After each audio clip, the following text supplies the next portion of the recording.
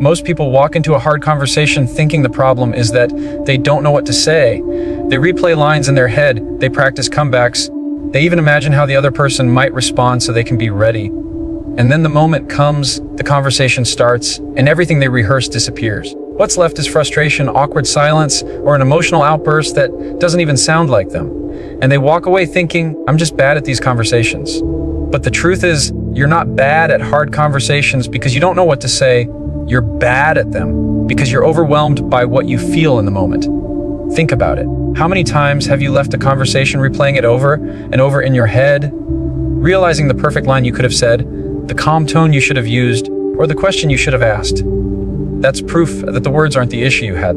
They just got buried under the weight of emotion. When the pressure rises, clarity goes out the window, and that's the real reason we mess up. Our emotions don't ask for permission before they show up. They come uninvited and unapologetic. You could be walking into a conversation determined to stay calm, but the second you hear something that feels like blame or criticism, your heart rate spikes, your breathing shortens, and suddenly you're not trying to solve the problem anymore. You're just trying to survive the moment. What's happening isn't about intelligence or vocabulary. It's about biology. Your brain has one job in conflict: keep you safe. It doesn't care about winning an argument or repairing a relationship. It cares about survival. And so, in that instant, it floods you with chemicals that prepare you for danger. That's why your palms sweat.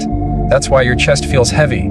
That's why your mind races faster than you can control. The brain thinks you're in danger and it reacts accordingly. And when survival mode kicks in, reason takes a back seat. That's why the sharp comebacks you practiced never make it out of your mouth. That's why your voice trembles or your words stumble. You're not broken, you're human. But here's where most people go wrong. They mistake emotional overload for a lack of skill. They think, I'm just not good at confrontation. I'll never be able to handle these moments well. That's a lie.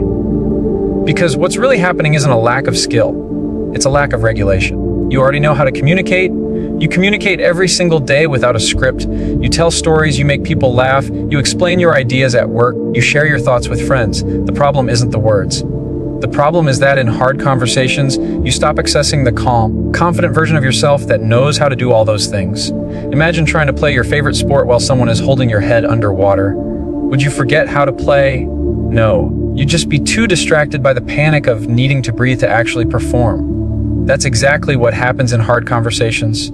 You haven't forgotten how to talk, how to reason, or how to express yourself. You're just drowning in a flood of emotions that makes it impossible to do what you already know how to do. That's why preparation alone never works. You can script every word, but the second you're triggered, that script burns up. You don't need a better script. You need a calmer state. You need to learn how to recognize when your emotions are hijacking the wheel, and you need to learn how to take the wheel back. Until you deal with that, you'll keep walking away from these moments disappointed and confused.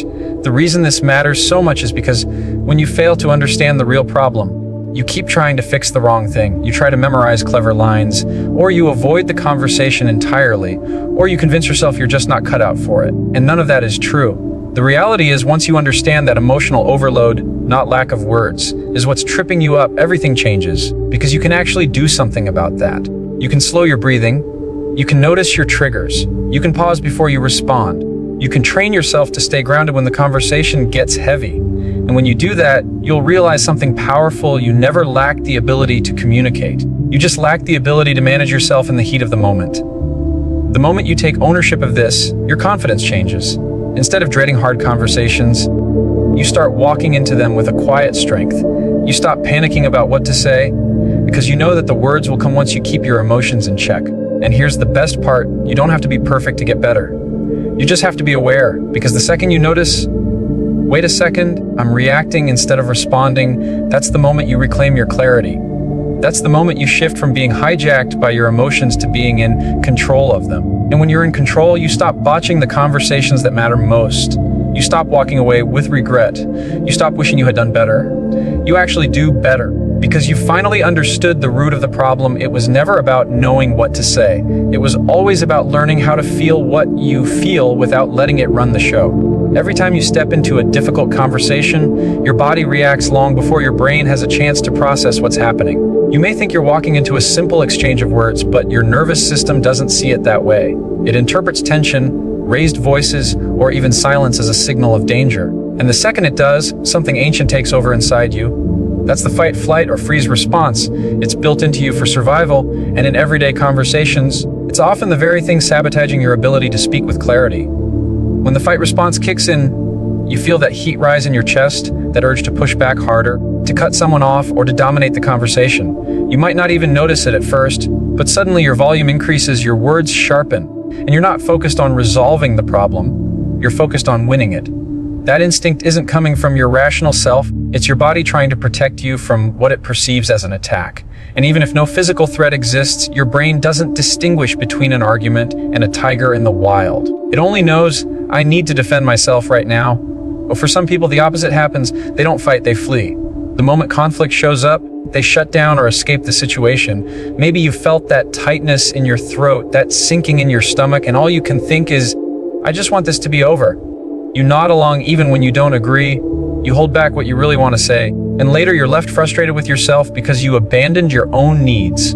That's the flight response in action. Your body choosing escape over engagement because it believes that's the safest option. Then there's freeze.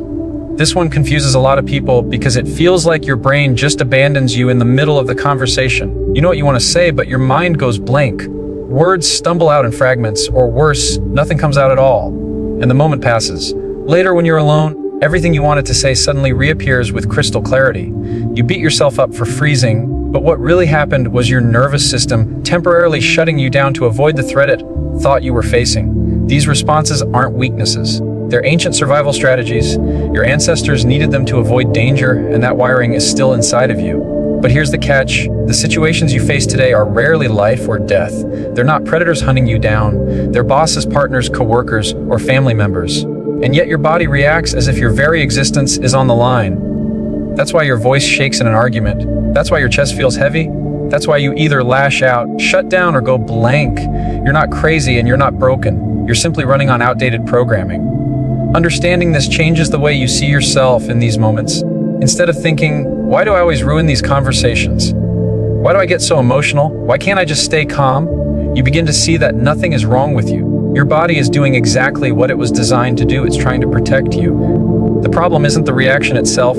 It's that you let the reaction drive the conversation instead of noticing it and taking control back. Imagine two people in conflict. One is completely hijacked by fight mode. Their voice is sharp, their hands are moving aggressively, and their only goal is to overpower.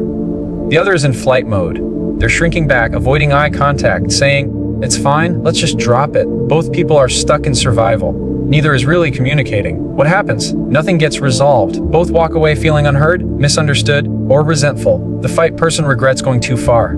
The flight person regrets not going far enough. And the freeze person regrets not saying anything at all. But here's the shift. Once you know that fight, flight, and freeze are natural responses, you can stop letting them run on autopilot.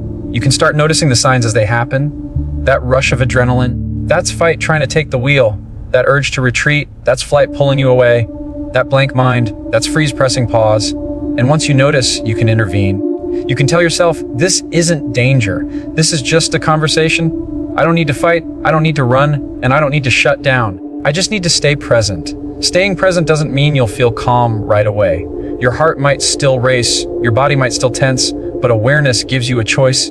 Do you let the survival instinct take over, or do you slow down, breathe, and remind yourself that you're safe? That simple pause is where power lives. That's the difference between reacting and responding. Think about the most powerful communicators you know. They're not the ones who always have the perfect line ready.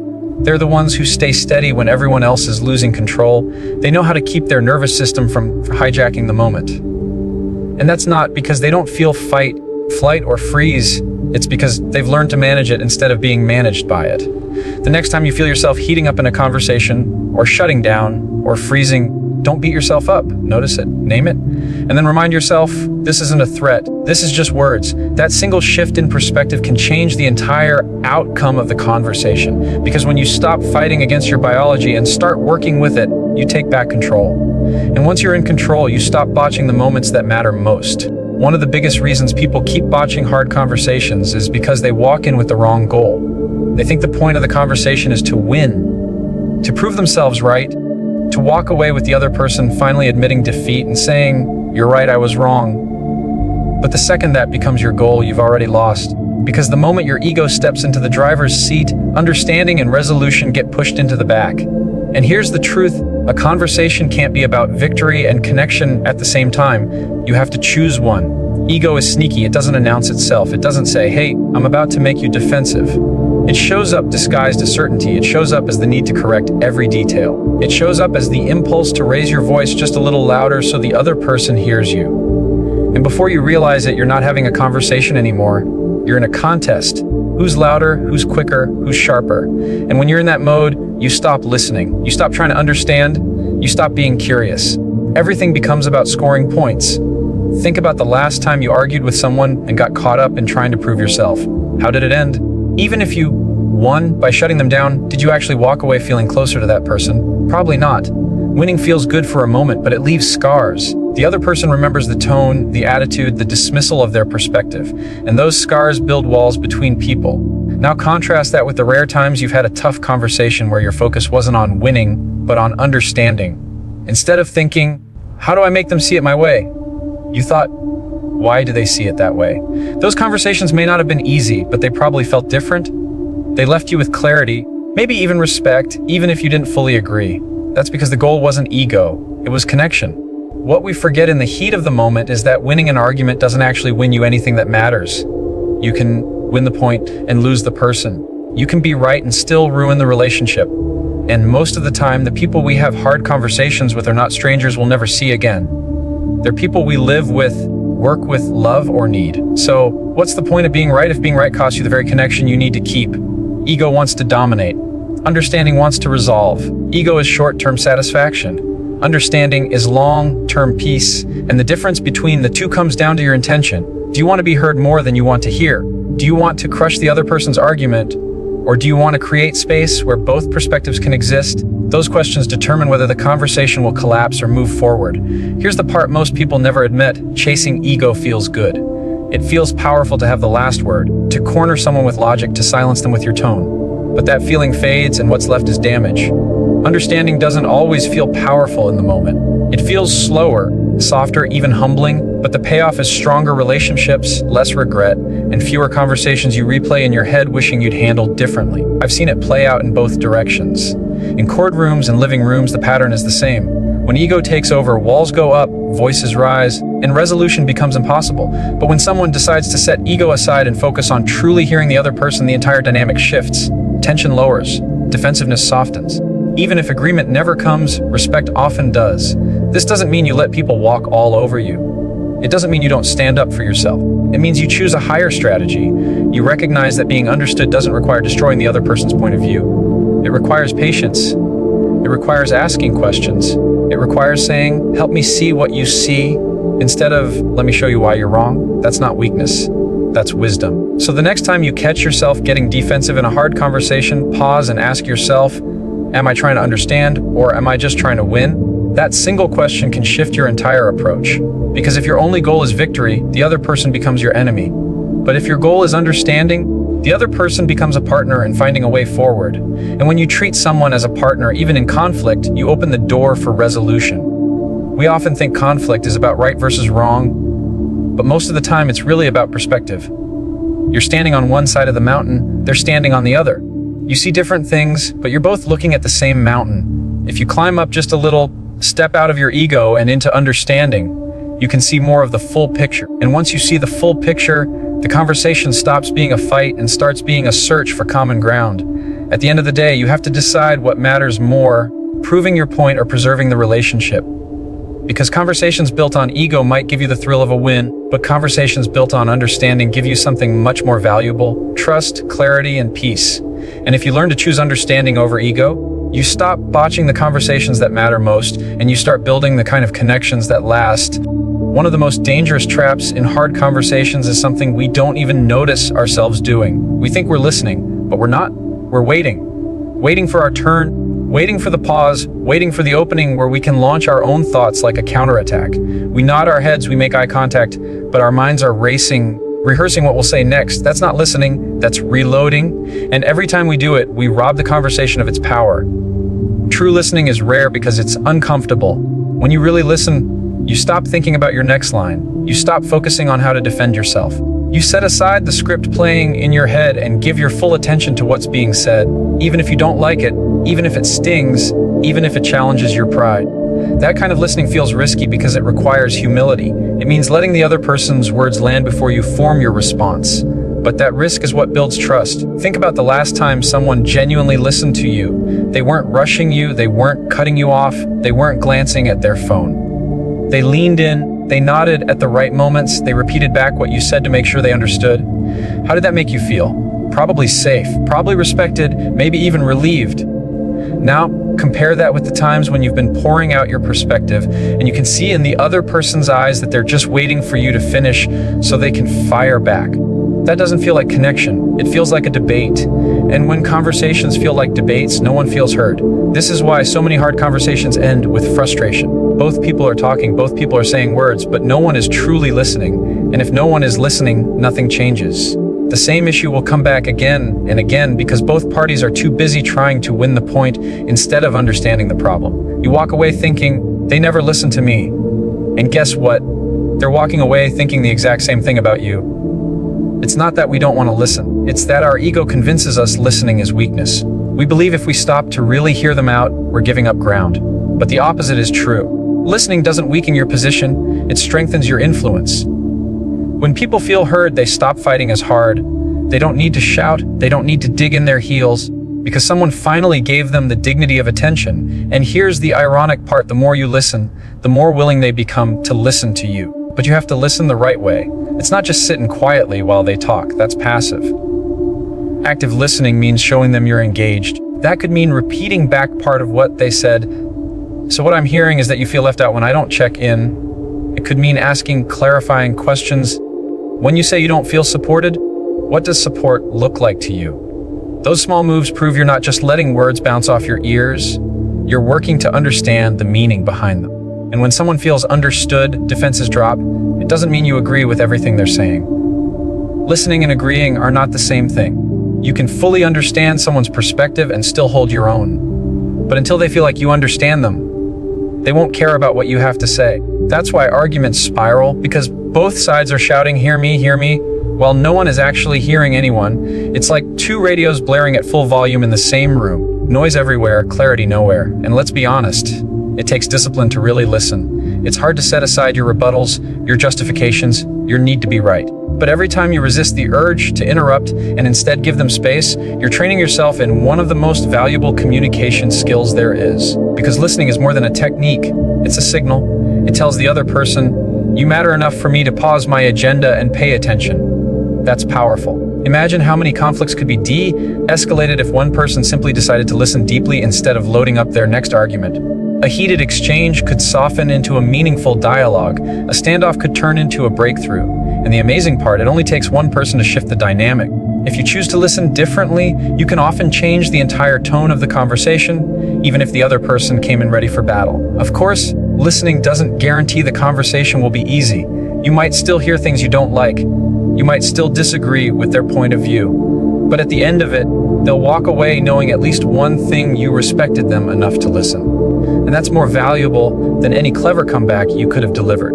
Because people don't always remember your arguments, but they always remember how you made them feel. So the next time you're in a tough conversation, catch yourself in that moment when your brain is reloading. Stop, breathe, and shift your focus from how do I answer this to how do I understand this. That single move might be the difference between another failed conversation and a breakthrough. Because at the end of the day, listening isn't just about hearing words, it's about hearing people.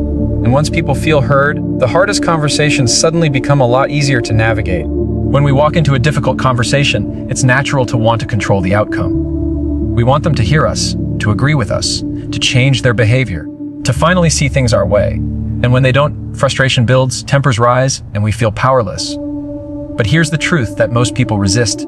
You cannot control someone else's words, their tone, their reactions, or their emotions. You never could. And the harder you try, the more those conversations slip out of your hands. What you can control, what you've always had power over, is yourself.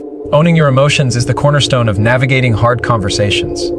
It doesn't mean you don't feel anger, sadness, or disappointment. It means you decide what happens after you feel them. Without ownership, your emotions end up driving you. They push you into saying things you regret, raising your voice when you swore you'd stay calm, or shutting down when you promised yourself you'd speak up. With ownership, you flip the script. You still feel the surge, but instead of reacting blindly, you create space to choose a response that aligns with who you want to be. Think about how many conversations you've ruined not because of what the other person did, but because of how you reacted. Maybe they said something careless, and instead of addressing it calmly, you snapped. Or maybe they got defensive, and instead of holding your ground respectfully, you matched their tone, turning it into a shouting match. In the moment, it feels justified. Later, it feels heavy. That's the cost of letting your emotions own you, instead of the other way around. The difference between reaction and response might only be a few seconds, but those seconds are everything. A reaction is impulsive, raw, unfiltered. It's the quick comeback that lands like a punch. A response is intentional. It's the pause, the breath, the moment you let your mind catch up to your feelings before words leave your mouth. That pause is power. It's not weakness, it's strength under control. And that strength often shifts the entire direction of the conversation. Picture this: someone comes at you with a harsh tone, throwing accusations your way. If you fire back instantly with the same heat, you've just poured gasoline on a fire. The flames grow, and before you know it, the conversation is a blaze neither of you can control. But if you pause, just for a beat, take a breath and respond calmly, you've done something most people never do. You've refused to hand over control of your emotions to someone else. That pause doesn't just cool you down, it unsettles them too. Because conflict thrives on escalation. When you don't escalate, you starve the conflict of its fuel. Owning your emotions also means recognizing your triggers. Everyone has them. Maybe it's being interrupted, maybe it's being told you're wrong, maybe it's the feeling of being dismissed. The moment those triggers are hit, your body responds before your brain has a chance. But when you start paying attention, when you notice, oh, this is that thing that usually makes me blow up, you create an opportunity to handle it differently. Instead of being a puppet to your triggers, you become aware of them. And awareness is the first step toward control. It's not easy. It takes practice. Sometimes you'll fail. Sometimes you'll still snap or shut down, and that's okay. Ownership isn't about perfection, it's about progress. Each time you catch yourself reacting, you're getting stronger. Each time you pause before you speak, you're building a new habit. Over time, those pauses add up, and the version of you that once botched every hard conversation turns into someone who navigates them with clarity and composure. And here's something powerful. When you own your emotions, you stop being predictable. Right now, people know how to push your buttons. They know what tone will set you off, what words will make you defensive, what silences will make you cave. But when you stop reacting the way they expect, you take away their control over you. You become steady, grounded, unshakable. That steadiness changes not only how they see you, but how you see yourself. Owning your emotions doesn't mean you let people mistreat you. It doesn't mean you stuff down how you feel or pretend nothing bothers you. It means you acknowledge your feelings without letting them hijack you. You can say, I'm upset, but I'm not going to explode. I'm hurt, but I'm not going to shut down. I'm disappointed, but I'm still going to communicate clearly. That's real power, choosing to align your behavior with your values instead of your impulses. The truth is, most of the regret we carry from conversations doesn't come from what the other person said. It comes from how we handled ourselves. It's the words we can't take back, the tones we wish we hadn't used, the silence we regret holding. When you learn to own your emotions, you protect yourself from that regret. You walk away from hard conversations knowing, even if they didn't handle it well, I did. And that peace is worth far more than the temporary satisfaction of a heated reaction. At the end of the day, you can't control the storm that comes from another person. You can't stop them from being angry, defensive, or dismissive. But you can control whether you step into the storm with them or whether you stay anchored. Owning your emotions is how you stay anchored. It's how you keep your balance when the wind is howling. And when you do that, you stop botching conversations. Not because the other person suddenly changes, but because you change the only part you ever could yourself. When you've spent years messing up hard conversations, it's easy to believe they'll never go differently. You tell yourself, that's just how I am. I always freeze. Or, I can't help it, I get defensive. Or, every time I try, it blows up. But the truth is, there's a framework you can use to take back control. It's not complicated. It doesn't require memorizing perfect lines. It's about slowing down and giving yourself a process you can trust when the pressure is high. And it comes down to 4 simple steps: pause, breathe, clarify, respond. The pause is the most underrated skill in communication. It's only a second or two, but that second buys you your power back. In most conversations, the biggest mistakes aren't made because you didn't know what to say. They're made because you said it too fast. The pause is where you catch the runaway train before it crashes. Someone throws a jab, you feel the heat rise, and everything in you wants to fire back. That's the moment to pause. Let the silence hold you for a beat. It might feel awkward at first, but in that silence, you remind yourself, I don't have to react instantly. I can choose my next move, and that choice is where control lies. The next step is to breathe. It sounds so simple it almost feels silly, but when your nervous system is triggered, your breath is your reset button. Notice what happens when you're upset. Your breathing becomes shallow, fast, almost invisible. Your body is preparing for a fight, but the second you take a deep breath, you send a message back to your brain, I'm safe. I'm not in danger. This isn't life or death. That one breath steadies your voice, slows your thoughts, and keeps you from blurting out words you'll regret. If you've ever walked away from a conversation thinking, I can't believe I said that, chances are you didn't breathe first. After the pause and the breath comes the step most people skip, clarify. This is where you make sure you actually understand what the other person is saying before you answer it. Most of the time, we assume. We hear half a sentence, our brain fills in the rest, and then we respond to what we think they meant instead of what they actually meant. That's how small disagreements turn into massive arguments, because we're fighting ghosts of our own assumptions. Clarifying cuts through that. It's as simple as saying, when you say that, what do you mean? Or, just so I understand, are you saying? This doesn't just give you more information, it buys you more time. It shifts the focus back onto them while you gather your thoughts. More importantly, it shows them you care about understanding, not just defending yourself. Finally, you respond. Notice that respond comes last, not first. Most people flip the process. They respond immediately, then they breathe after they've already raised their voice, then they pause later out of guilt, and they clarify only once the damage is done. That's why conversations keep going sideways. Response should always be the final step, because by the time you get there, you've already grounded yourself. You've paused to stop the emotional flood. You've breathed to calm your body. You've clarified to ensure you're not arguing with a misunderstanding. Now your response comes from a place of intention instead of impulse, and that difference changes everything. This framework doesn't make hard conversations easy, but it makes them manageable. You won't always execute it perfectly. Sometimes you'll forget to pause. Sometimes you'll rush through the breath. Sometimes you'll respond too soon. That's okay. What matters is that you practice. Because each time you run through this process, you're rewiring the way you handle conflict. You're training yourself to stay in control, even when everything in you wants to lose it. Think about the alternative. Without a framework, you're just winging it. You're walking into emotionally charged moments with no map, no compass, no tools. And when the pressure hits, you fall back on old habits, snapping, shutting down, storming off. With the framework, you have a path. You might not always follow it perfectly, but at least you know where to start. You know the first step is not to speak, it's to pause. That one shift alone can save you from half the mistakes you usually make. There's also something powerful about predictability. When you train yourself to use the same steps every time, your brain starts to trust the process. Instead of panicking when a hard conversation begins, you think, okay, I know what to do. Pause, breathe, clarify, respond. That familiarity lowers your anxiety before the conversation even gets difficult.